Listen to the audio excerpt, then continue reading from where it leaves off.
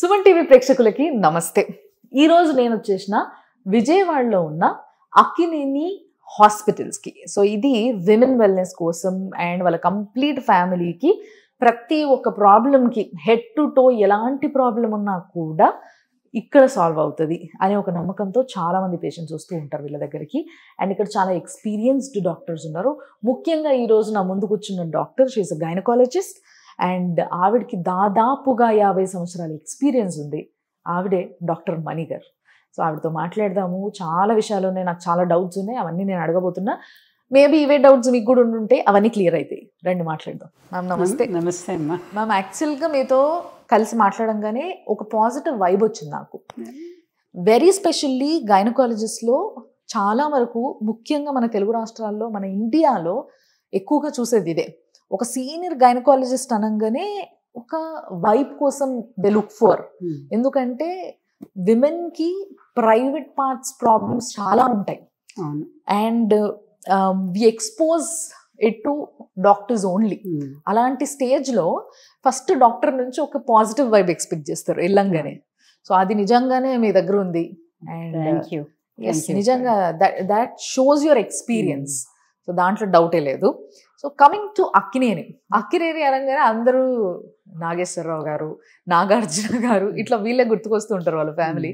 Why is it Akkineni? Why is the hospital named as Akkineni? That's happened to be also our last name, or మేము family name అంటాం, last name అంటాం అమెరికాలో. Okay. మా వారు ఇది ముందు commercial బిల్డింగ్గా మొదలుపెట్టింది. మా వారు పోయినాక ఆయన మెమోరియల్ కిందలాగా కూడా చేయాలని అనిపించి ఓకే. అక్కినేని సుదర్శన్ రావు గారు ఆయన పేరు. ఓకే. మొత్తం పేరు వద్దులే, అక్కినేని ఉమెన్స్ హాస్పిటల్ అని పెడదాం. అక్కినేని ఆయన పేరు, ఉమెన్స్ నా speciality. I know everything what women need. మేము అక్కడ అమెరికాలో అన్ని రోజులు ప్రాక్టీస్ చేయటం వల్ల 3 generations ఆఫ్ ఉమెన్, వాళ్ళ అమ్మమ్మలు, వాళ్ళ తర్వాత వాళ్ళ పాప, తర్వాత వాళ్ళ పాప, ముగ్గురిని డెలివరీ చేయటం కానీ, ముగ్గురిని టేక్ కేర్ చేయటం కానీ, ముగ్గురికి సర్జరీ చేయటం కానీ జరిగినంత అన్ని రోజులు చేయటం వల్ల అలా జరుగుతుంది. ఇక్కడ కూడా అలా చాలా రోజులు ప్రాక్టీస్ చేసిన వాళ్ళకి 3 generations ఆఫ్ ఓకే చూస్తూ ఉంటారు. మీరు చెప్పినట్టు దే డెవలప్ ఎఫినిటీ వీళ్ళకి. బికాజ్ చాలా బర్తింగ్ అనేది కూడా చాలా very positive experience. That is their happiest times of their lives, to have a baby, new born baby in their hands. అది we happen to share with them. ఆ టైంలో share చేసుకోవటం అది అన్ఫర్గెటబుల్ మూమెంట్ కాబట్టి వాళ్ళకి మమ్మల్ని కూడా మర్చిపోరు. డెఫినెట్లీ. నిజంగానే మ్యామ్. మీరు ఎన్ని సంవత్సరాలు US లో ఉన్నారు మ్యామ్? లైక్ మేము 72 నుంచి 1972 నుంచి 2016 వరకు అక్కడే ఉన్నాము, ఒకే ఊళ్ళో. Long journey. 44 years in Chicago. Went through residency, practice, teaching faculty, doing robotic surgeries there, and did MPH in addition to OB-GYN. Masters in public health. ఇంత చూసిన తర్వాత, అంటే ద వెరీ మచ్ డెవలప్డ్ కంట్రీలో ఇంత చూసిన తర్వాత, why you are back here in Vijayawada? Life has a way of doing things on its own అన్నట్టు. మా వారికి పార్కిన్సన్ వల్ల he retired early. He was an anesthesiologist. Okay. He was also practicing in the same hospital. He was doing anesthesia. Okay. Because of Parkinson's, he retired early. He was spending more time here because I'm not letting him drive there. Your reflexes are slow, you might get into. So he was bored there, whereas here he had a driver, he had somebody to take care. He was very, very happy here. Okay. I was very happy doing laparoscopes and robotic surgeries, and I didn't want to give them up, and I was doing like that. Okay. After about 7 to 8 years of doing, like he was here, I was there. One of my nephew who was dying with lung cancer. Okay. Very young guy, orthopedic surgeon. మొత్తం మీ family అంతా doctors అయినా madam? చాలా మంది ఉన్నారు. మా ఫ్యామిలీలో తక్కువ అమ్మ, because I come from a very middle class agricultural family. I was the first one to go to even college, they were saying, from my village. I come from Ramaragar village. ఆయన ఆ రోజుల్లో మా ఊళ్ళో మేము ఇద్దరమే చదువుకుంది అన్నట్టు అనేవాళ్ళు. లాంగ్ టైమ్ అగో. I'm talking about 72 when I went to America. Okay. He used to say, Mani and me, we are the only two అనుకునేవారు. సో రామారావు గారు కూడా మీకు బాగా చాలా దగ్గర, అంటే మా ఊరు కదా, మాకు కొంచెం బంధుత్వం, దగ్గరగా ఉండేవారు ఆయన. నేనంటే చాలా ఇష్టం, అలా ఉండేవారు. ఆయన బ్లెస్సింగ్స్ తీసుకుని అమెరికా వెళ్ళే రోజు కూడా 72. Okay okay. So after this అక్కడ తర్వాత ఇక్కడ మొదలు పెట్టినారు మీ ప్రస్థానం. మరి ఇక్కడ ఒక్కటి మ్యామ్ నాకు ఎప్పుడు అనిపించేది ఏంది అని అంటే, I always wanted to know the difference అక్కడ పేషెంట్స్కి ఇక్కడ పేషెంట్స్కి. ఎందుకంటే అక్కడ పేషెంట్స్కి ఆ ట్రాపికల్ జోన్కి వచ్చే ప్రాబ్లమ్స్ వేరు, ఇక్కడ మన దగ్గర వచ్చే ప్రాబ్లమ్స్ వేరు. So you being a gynaecologist, మీరు ఎక్స్పీరియన్స్ చేసిన కేసెస్ ఎట్లుంటాయి? వాట్ ఈస్ ద వేరియేషన్ అక్కడ విమెన్కి ఇక్కడ విమెన్కి? డిసీజెస్లో ఎక్కువ ఇక్కడ కొంచెం ఇన్ఫెక్షియస్ డిసీజెస్ అనేవి కొంచెం ఎక్కువ ఉండొచ్చు. But otherwise hormonal problems, menopausal issues, whether to take hormones or not, child birth processes, C section, hysterectomy. ఇక్కడ నేను బాగా చూసేది ఏంటంటే, ఉమెన్ అంత నాలెడ్జ్ లేకపోవటం వల్ల వాళ్ళ doctors that they go to in wherever primary care doctors అంటాము, వాళ్ళ దగ్గరికి వెళ్ళి 30 ఏళ్ల కంటే తక్కువ ఉన్నా కూడా మాకు 2 పిల్లలు ఉన్నారు, ఇక పిల్లలు అక్కర్లేదంటే, ఒక్క హెవీ పీరియడ్ ఉంటే నీకు యూట్రస్ ఎందుకు తీసేసుకో అని గైనకాలజిస్ట్ దగ్గరికి పంపించడం. మోస్ట్ ఫేసింగ్ ప్రాబ్లం ఇదే ఇప్పుడు ఇండియాలో. ప్రతి దగ్గర కూడా ఒక చిన్న ఫైబ్రాయిడ్ ఉంది, ఒక చిన్న సిస్ట్ ఉంది, లేకపోతే పిల్లలు అయిపోయారు కదా ఇంకా నీకు తీసేయండి. ఇది ఏంటి మ్యామ్? ఇట్స్ ఆర్గన్, అదొక ఆర్గన్ బాడీలో, దాన్ని తీసేయడం అది చాలా ఈజీ అయిపోయింది ఆ ప్రాసెస్. తీసి పడేస్తున్నారు. అందరికీ తీసేస్తే ఉమెన్ కూడా they are agreeing because lack of knowledge.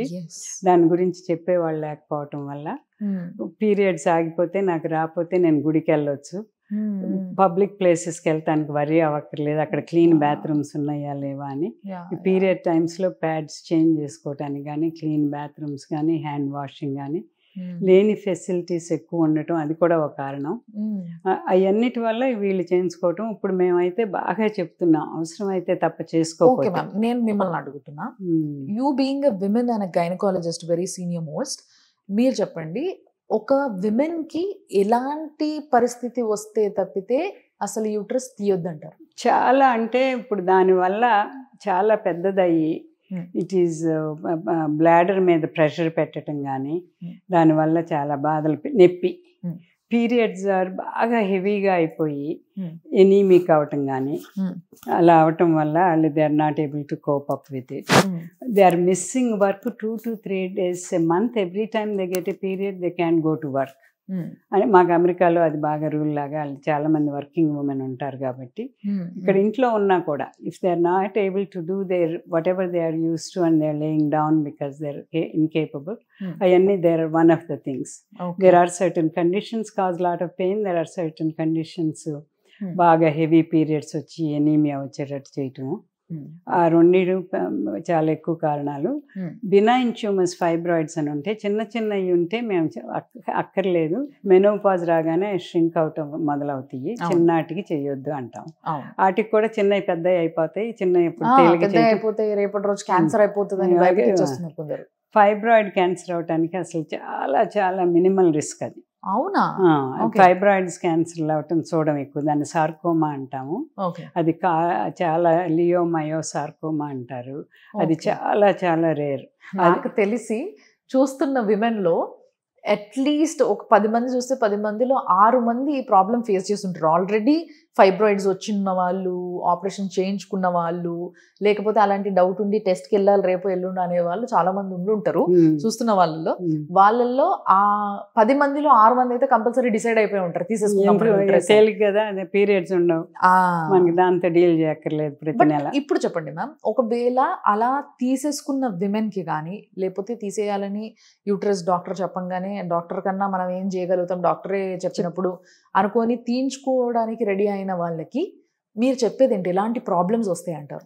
తప్పకుండా సెకండ్ ఒపీనియన్కి వెళ్ళి ఇంకో సీనియర్ డాక్టర్ దగ్గర ఎక్కడో చూపించుకుని, మీరు అంత రెడీగా అగ్రీ అవ్వద్దు, దానివల్ల చాలా హార్మోనల్ ప్రాబ్లమ్స్, ఒవేరియన్ బ్లడ్ ఒక్కొక్కసారి వాళ్ళకి తెలిసి తెలియకుండా ఓవరీస్ కూడా తీయించేసుకుంటున్నారు. ఈ మధ్య కొంచెం ఓవరీస్ ఉంచుతున్నారు, కానీ హిస్టెక్టమీ వల్ల ఒవేరియన్ బ్లడ్ సప్లై కూడా ఎఫెక్ట్ అయ్యి ఆ ఓవరీ కూడా నాన్ ఫంక్షనింగ్ అయ్యి ప్రిమెచ్యూర్ మెనోపాజ్ వచ్చేస్తుంది. ఒక 4-5 ఏళ్ళ ఆఫ్టర్ హిస్టెక్టమీ ఓవరీస్ కూడా ఫంక్షన్ అయిపోతే ఎర్లీ మెనోపాజ్ వల్ల వాళ్ళకి వ్యాజినల్ అట్రోఫీ, బోన్స్ థిన్ అవటము, దానివల్ల చాలా సెక్షువల్ ప్రాబ్లమ్స్, డ్రై వెజైనాతో హార్ట్ ఫ్లాషెస్. మాకు అమెరికాలో వర్కింగ్ ఉమెన్ ఉంటారు కాబట్టి వాళ్ళకి హార్ట్ ఫ్లాషెస్ అంటే ఇప్పుడు ఈ యూట్రస్ నుంచి హార్ట్ వరకు ఆ కనెక్షన్ ఏంటి మ్యామ్? హార్మోన్స్. యూట్రస్ నుంచి ovarian blood supply cut off అయ్యి ఓవరీ కూడా అట్రోఫీ అయిపోవటం వల్ల తొందరగా అవుతుంది. మామూలుగా అయితే 45-50 ఇయర్స్కి అయ్యే అట్రోఫీ ఇంకా తొందరగా జరుగుతుంది. ఈ బ్లడ్ సప్లై ఓవరీని యూట్రస్ షేర్ చేసుకున్నది కట్ చేసేస్తున్నాం హిస్టెక్టమీ అప్పుడు. దానివల్ల ఒక పక్క నుంచే బ్లడ్ సప్లై వస్తుంది ఓవరీకి, ఇంకో పక్క బ్లడ్ సప్లై తగ్గటము, ఇవన్నీ అవటం వల్ల ఎర్లీ మెనోపాజల్ చేంజెస్ వచ్చేస్తాయి. మామూలుగా 50 ఏళ్ళకి వచ్చేది 5 ఏళ్ళు ఆఫ్టర్ హిస్టెక్టమీ మొదలైపోవచ్చు. వాళ్ళకి పీరియడ్స్ ఉండవు కాబట్టి అది మెనోపాజ్ అని కూడా తెలియదు వీళ్ళకి. మెనోపాజ్ అంటే ఋతుక్రమం ఆగిపోవటం అంటే. వాళ్ళకి ఆర్టిఫిషియల్గా ఆపేసాం కదా మనం, అది వాళ్ళకి ఎప్పుడు అవుతుంది అనేది తెలియదు. ఇంకా తెలియదు. ఈ హార్ట్ ఫ్లాషెస్ అనేవి కొంతమందికి తెలుస్తుంది, కొంతమందికి తెలియదు. అమెరికాలో వర్కింగ్ ఉమెన్ అయితే మేము బోర్డ్ రూమ్లో మీటింగ్లో ఉంటాం, మాకు అంత ఎర్రగా అయిపోయి స్వెట్టింగ్ మొదలవుతుంది. వెరీ ఎంబారసింగ్ ఫర్ అస్, ఏదో ఒకటి చేయమని వచ్చేవాళ్ళు. ఇక్కడ అంత అవగాహన తక్కువ, ఇక్కడ అంత ఇదిగా అడిగేవాళ్ళు కాదు. ఏదో చిన్న కంప్లైంట్స్ చెప్తారు, కానీ దానికంటే మోస్ట్ నెగిటివ్ థింగ్ ఏంటంటే ఆస్టియోపోరోసిస్ అని, బోన్స్ థిన్ అయిపోయి చిన్న ఫాల్కి ఫ్రాక్చర్ అయిపోయి అక్కడి నుంచి వాళ్ళ లైఫ్ అంతా మారిపోయి బెడ్ రిడెన్ అయిపోయి, ఇవన్నీ ప్రివెంట్ చేయాలంటే సరిగ్గా పనిచేసే ఆర్గన్ ఏది తీసేయకూడదు అనేది మనకు ఉండాలి. చిన్న ప్రాబ్లంకి పెద్ద ఆపరేషన్ చేయించుకోకూడదు. ఇప్పుడు నేను అప్పుడప్పుడు అది వరకు నవ్వేదాన్ని, వీళ్ళందరూ మెన్ డాక్టర్స్ ఎంతమంది వాళ్ళ testis they want to get it removed. Exactly, ఇది లాజిక్ కదా. ఒక్కసారి ఆలోచించండి, ఎంతమంది మగవాళ్ళు వాళ్ళ టెస్టిస్ తీసేసుకోండి ఆలోచిస్తారు. అసలు ఆలోచించండి, సేమ్ వే కదా. అట్లాంటిది యూట్రస్, ఓవరీస్ అనేది ఎంత, I have to say it's a womanism. ఆ విమెనిజాన్ని తీసి బయట వేయడం అన్నట్టు తొందరగా చిన్న కారణాలు, చిన్న ఏజ్ చిన్న కారణాలు అది ఎక్కువ జరుగుతున్నాయి అనేది. అది వరకు అమెరికాలో కూడా జరిగే. మెల్లమెల్లగా ఇలా మేము అక్కడ ప్రతి ఉమెన్కి ఇయర్కి ఒకసారి మీరు 20 ఏళ్ళు అయినాక సెక్షువల్గా యాక్టివ్గా ఉంటే డాక్టర్ దగ్గరికి రావాలి. వాళ్ళకి ఏం చెప్పేవాళ్ళం, మీ బర్త్డే మార్చ్ మంత్ అయితే ప్రతి మార్చి మీ బర్త్డే గిఫ్ట్ లాగా డాక్టర్స్ విజిట్ ఒకటి చేసుకోండి. They will come and visit 15 minutes for each patient, talk about their sexual problems, their menstrual problems. So they are very aware of if they had their HPV vaccines, if they need it, if they అవన్నీ ప్రతి ఒక్కటి మాట్లాడటం వల్ల they become like family over. That's why we are able to take care of them over 40 years. ఇక్కడ అట్లే ఉన్నారా ma'am? ఇక్కడ వస్తున్నారా? వస్తారు కానీ ఓపెన్ అప్ అవరు. ఇక్కడ అస్సలు సెక్స్ గురించి మాట్లాడాలంటే ఎవరు, దట్స్ ఎ ట్యాబు. వాళ్ళ మదర్ని తెచ్చా, మదర్ ఇన్ లానో పక్కన కూర్చోబెడతారు. అప్పుడు సెక్స్ గురించి నాకు మా హస్బెండ్తో ప్రాబ్లం ఉందని ఎక్కడ చెప్పగలుగుతారు వాళ్ళు? చెప్పలేరు. దాన్ని అది ఎలా అనేది నేను అడుగుతానే ఉంటాను. మాకు అక్కడ అలవాటు అయిపోయి ఇక్కడ ఏదో పర్వాలేదు అన్ని బాగానే ఉన్నాయి అంటారు. అదంతా అంత కరెక్ట్ కాదేమోనని నాకు అనుమానం. ట్రూ. అంటే ఫస్ట్ ఆఫ్ ఆల్ మనం చూస్ చేసుకునే డాక్టర్ కరెక్టా కాదా చూసుకోండి. తర్వాత డాక్టర్తో అన్ని మాట్లాడగలిగేటట్టుగా రండి. తర్వాత కూర్చొని ప్రైవేట్గా మాట్లాడాల్సి వస్తే సెపరేట్గా వెళ్ళైనా మాట్లాడుకోండి. అండ్ నాకు ఇప్పుడు అర్థమైంది ఏంటి అని అంటే, అక్కినేని విమెన్స్ స్పెషల్ హాస్పిటల్ ఇది ఎందుకు పెట్టాడు అంటే, దానికి ముఖ్యంగా ఇక్కడ చాలామంది విమెన్ ఫేస్ చేస్తున్న ప్రాబ్లం ఇదే. ఇంతసేపు మనం డిస్కస్ చేసిందే, ఇది తీసేద్దాం అది తీసేద్దాం, చిన్న ప్రాబ్లంకి పెద్ద సర్జరీస్ అనేది మీరు చెప్పిన పాయింట్. దీనికి విరుద్ధంగా పనిచేస్తూ అవసరం అయితేనే, నిజంగా ఆ విమెన్ కి ప్రాణాపాయం ఉంటేనే తన ఒక ఆర్గన్ ని విత్ సో మెనీ కన్సర్న్స్ తీసేస్తాం, లేదంటే లేదు. ఇది నిజంగా నాకు చాలా బాగా నచ్చింది నా మీ పాయింట్, బికాస్ ఇది చాలా ఫేస్ చేస్తున్నారు బయట. And moving to the next point ma'am, ఈ మధ్య మనం ఏదైతే మీరు అన్నారు కదా ఇందాక వ్యాక్సిన్ గురించి మాట్లాడినప్పుడు, మనం సర్వైకల్ క్యాన్సర్ అనేది చాలా కామన్ గా చూస్తున్నాం మనం. ఇండియాలోనే కాదు ప్రపంచం అంతటా లేడీస్ కి cervical cancer is getting common. So ఈ కామన్ గా వచ్చే ఈ ప్రాబ్లమ్ కి కారణాలు ఏంటి? అండ్ వీటికి ఇప్పుడు ఏదైతే కొంతమంది కొంచెం ముందుకెళ్ళి వ్యాక్సిన్ తీసుకుంటారో, ఇంకొంతమందికి స్టిల్ దే ఆర్ హెసిటేటింగ్, తీసుకోవాలా వద్దా, మళ్ళీ దానివల్ల ఏమైనా సైడ్ ఎఫెక్ట్స్ వస్తాయా అని. మీరేమంటారు as a doctor? As a doctor, HPV vaccine is very, very helpful. It has saved many lives in America because of the HPV vaccine. And yearly pap smears were advocating for the last 20-25 years. Okay. Every woman should get a pap smear after age 23, when mostly when they are start being sexually active, come to us every year, and then talk about all their problems and get a pap smear. Okay. That was our thing. Okay. Tarvata, when the research showed that cause of cervical cancer is HPV virus, ani telisinanka they developed a vaccine. They started with 2 types of viral load, bivalent, then polyvalent and 5. But latest is nanovalent ani 9 strains ki vaccine వచ్చింది. Okay, ఇక్కడ కూడా available. అది అమెరికాలో మొదట వచ్చింది. ఈ vaccine వల్ల, regular Pap smears వల్ల అమెరికాలో cervical cancer is almost eliminated. The few cases we are seeing are Mexican American population that recently immigrated to America and came from Mexico, or some African American women not going for regular checkups or getting vaccines. Alidappa mem maamuluga chotala. So ee vidhanga మీరు చెప్తున్న దాని ప్రకారం ఆలోచిస్తే hesitate అవ్వకుండా vaccine వేయించుకోవచ్చు. తప్పకుండా. దానికి risk, ప్రతి దానికి మనం ఏం చేయించుకున్నా what is the risk, what is the benefit. Risk ఏంటి? స్లైట్ అలర్జిక్ రియాక్షన్స్ కానీ ఏదన్నా ఉండొచ్చు. దానికోసం మేము పావు గంట కూర్చోబెట్టి చూస్తాము. Very minimally reported side effects. దానివల్ల రిస్క్ తక్కువ. కాస్ట్ ఉంటుంది. Cost is every penny is worth when you're preventing one cancer for that patient. But other patients ఊరికే చేయించుకున్నా కానీ peace of mind is worth that kind of money అన్న ఉద్దేశం. So మరి vaccine గురించి మాట్లాడినాం కదా మ్యామ్, ఇంకా వేరే ప్రాబ్లమ్స్ చాలా ఉన్నాయి యూట్రస్ లోనే, స్పెషల్లీ లైక్ ఎట్లా అంటే సంథింగ్ లైక్ ఈ మధ్య నేను రీసెంట్ గా విన్నాం ma'am, one of my friend, ఆమెకి ఏంటో ఫెలోపియన్ ట్యూబ్ లో షీ కన్సీవ్డ్, తర్వాత ఫెలోపియన్ ట్యూబ్ లో అది స్ట్రక్ అయిపోయింది ఎగ్ అని. It was something going on like this. ఈ రష్ లో ఇది తీయించేసుకోవాలి, ఈ పలానా ఈ సైడ్ ఆఫ్ ఓవరీ తీసేస్తాము, ఫెలోపియన్ ట్యూబ్ అక్కడి వరకు తీసేస్తాము, లేదంటే ఫ్యూచర్లో అది బర్స్ట్ అయిందనుకో మళ్ళీ ఇట్లా తెలియకుండా ఆమెకి ఇన్ఫెక్షన్ అయిపోతుంది, ప్రాణాల మీదకి వస్తుంది, ఇట్లా చెప్పడం జరిగింది ఒక హాస్పిటల్లో. సో నిజంగా ఇలాంటి ప్రాబ్లమ్స్ ఎక్కువగా ఉన్నాయి. ఈ ప్రాబ్లమ్ని ఏమంటారు, దీనికి ఎలాంటి ట్రీట్మెంట్ చేస్తారు, అసలు మీరు ఏం చెక్ చేస్తారు ఫస్ట్ అట్లాంటి పేషెంట్? అలాంటి దాన్ని మేము we call it ectopic pregnancy. యూట్రస్లో ఉండేది నార్మల్ ప్రెగ్నెన్సీ.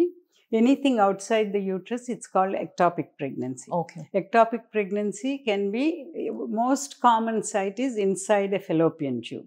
Okay. ఆ fallopian tube లో ఉంటే ట్యూబ్ చాలా సన్నగా ఉంటుంది కాబట్టి ప్రెగ్నెన్సీ కొంత పెరగానే అది బర్స్ట్ అయిపోతుంది. బర్స్ట్ అయిపోతే ఏదన్నా బ్లడ్ వెసల్ ఓపెన్ అయిందంటే they can bleed like up to 500, 600, 1 liter బ్లడ్తో వచ్చిన వాళ్ళని కూడా చూసేవాళ్ళం. అంత లోపల ఉంటుంది, because the bleeding is internal, it doesn't come out. So they can be in shock and brought to the hospital.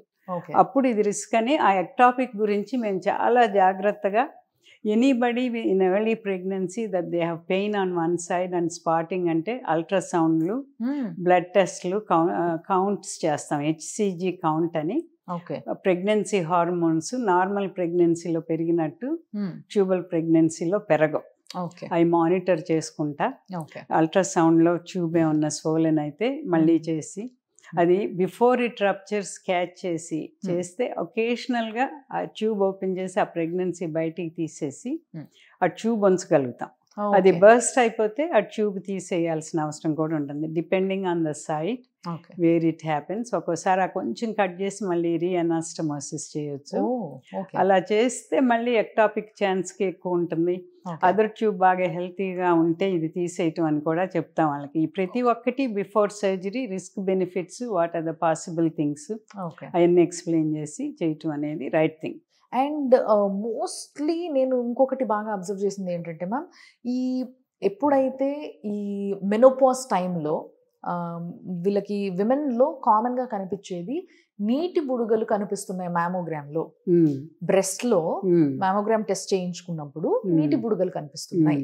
ఇవి మళ్ళీ ఫ్యూచర్లో ఇంకేమన్నా అయ్యే అవకాశం ఉందా అని భయపడుతూ ఉంటారు. సో దీన్ని ఎట్లా చూడొచ్చు అంటారు?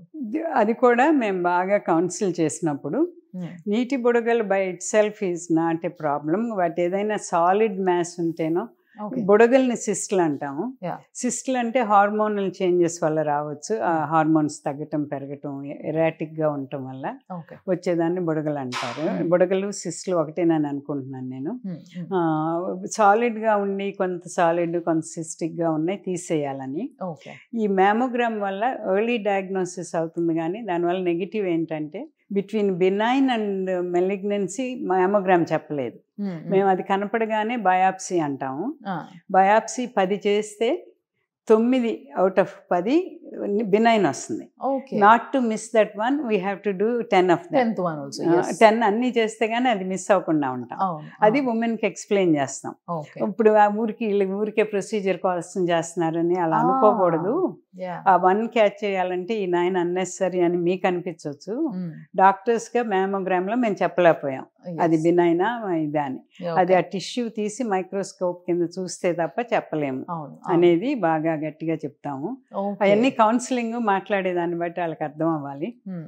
అది చెప్పగలిగే టైము ఇక్కడ డాక్టర్లు బాగా బిజీగా ఉండటం వల్ల అసలు మ్యామోగ్రామ్లు చేస్తే ఇవన్నీ ఆన్సర్ చేయాల్సి వస్తుందని చేయకుండా ఉంటే ఇంకేముండదు కదా పని అని కొంచెం తక్కువ చేస్తున్నారు, మాకంటే తక్కువ చేస్తున్నారు.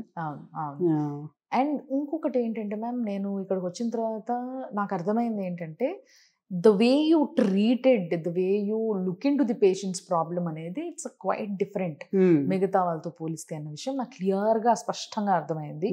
It may be because of your experience in overseas, లేకపోతే మీరు రకరకాల కేసెస్ ఎక్కువ చూడడం వల్ల వచ్చిన ఎక్స్పీరియన్స్ కావచ్చు. కానీ దానివల్ల నిజంగా ఫస్ట్లీ మీరు ఆ పర్టికులర్ పేషెంట్ సైడ్ నుంచి ఎక్కువగా ఆలోచిస్తారన్న విషయం నాకు అర్థమైంది. That is the main reason why Vijayawada people prefer to visit Akkineni women's hospital. నిజంగా ఇక్కడికి రావడానికి ముఖ్య కారణం ఏంటి అని అంటే ఇదే అని విన్నా నేను. అండ్ చాలా మందికి ఇప్పుడు బాగా కనిపిస్తుంది ఏంటంటే ఇన్ఫర్టిలిటీ. చాలా మంది everybody is they are getting IVF done or IUI done.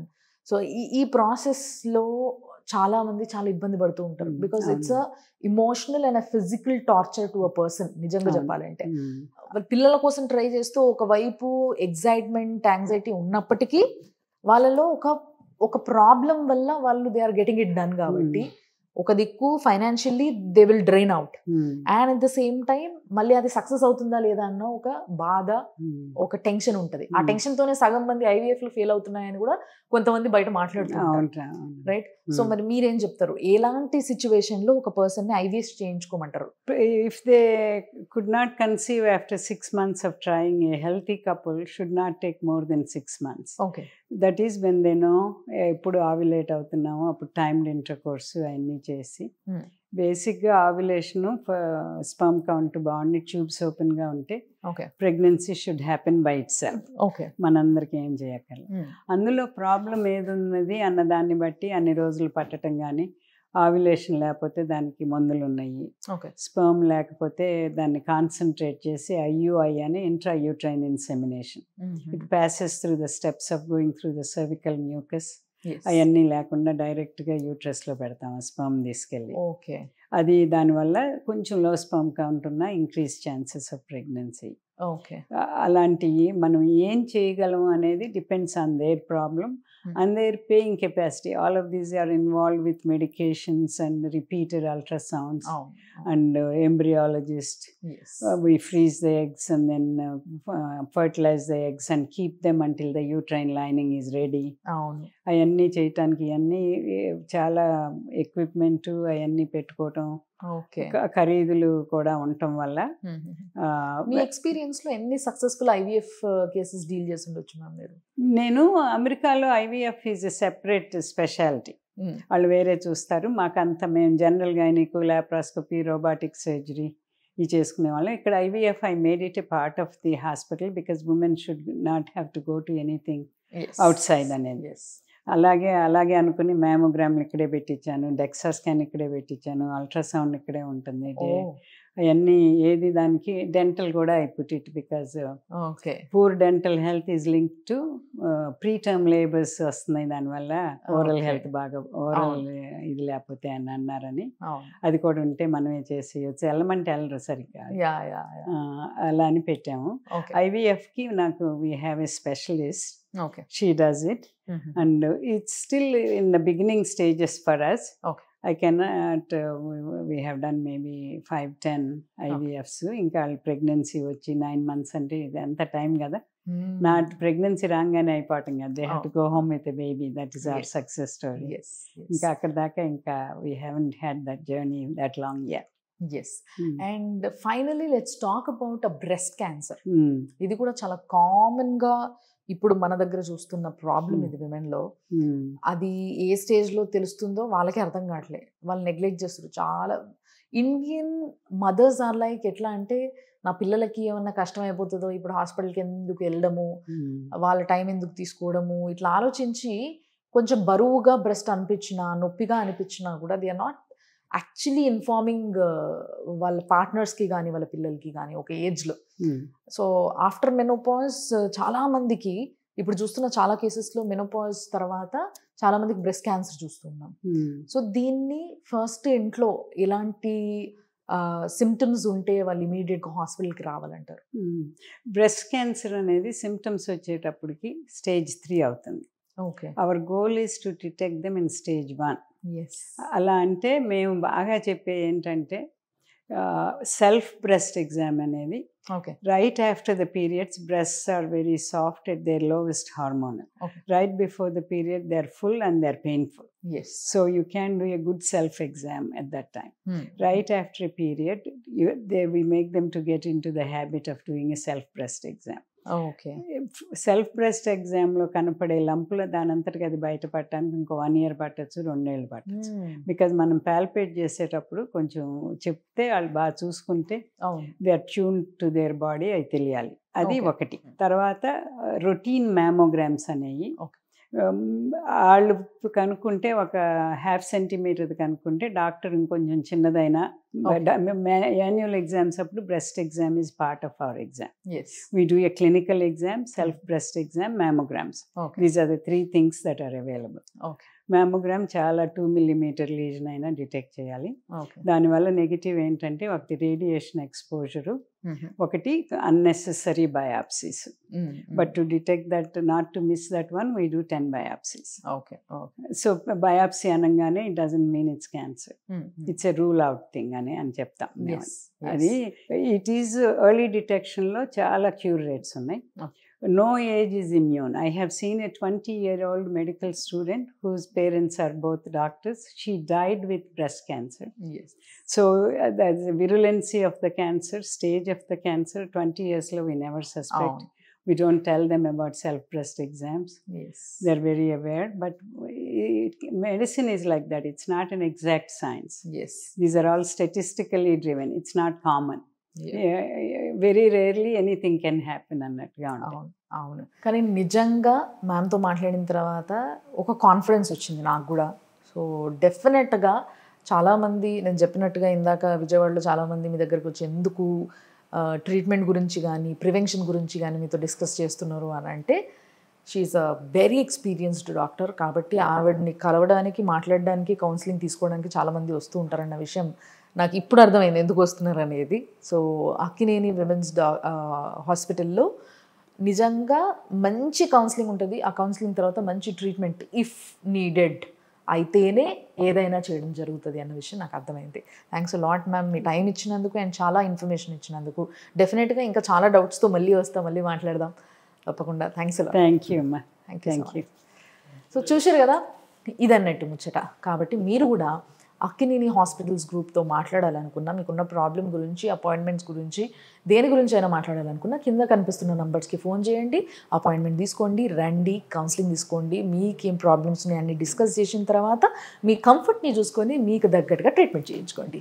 అదనమాట. చూస్తూనే ఉండండి సుమన్ టీవీ.